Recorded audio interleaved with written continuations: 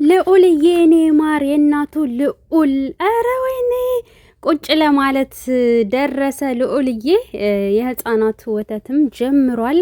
ሰላም ሰላም፣ ውድ ቤተሰቦቼ ሰላማችሁ ይብዛ። ለዚህ ቻናል አዲስ የሆናችሁ ሰብስክራይብ፣ ላይክ፣ ሼር እያደረጋችሁ ቤተሰብ ሁኑ።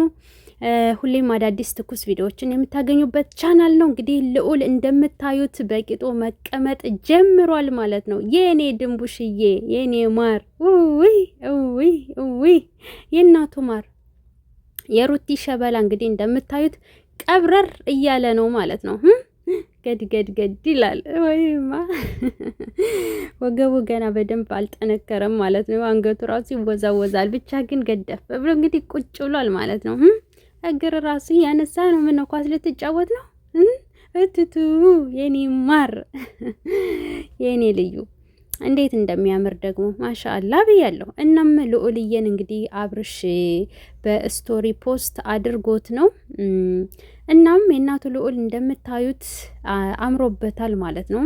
የኔ ጉንጫም እና ሼር አድርጎት ነው ማለት ነው። ውድ ቤተሰቦቼ ልዑልዬን እንግዲህ ተመልከቱት። አሁን ላይ መቀመጥ ጀምሯል ማለት ነው። ከትንሽ ወራት በኋላ ደግሞ ቁሞ መሄድ ይጀምራል ማለት ነው። እንግዲህ ከአንድ ወር እንደዛ በኋላ ቁሞ ይሄዳል ብዬ አስባለሁ ማለት ነው።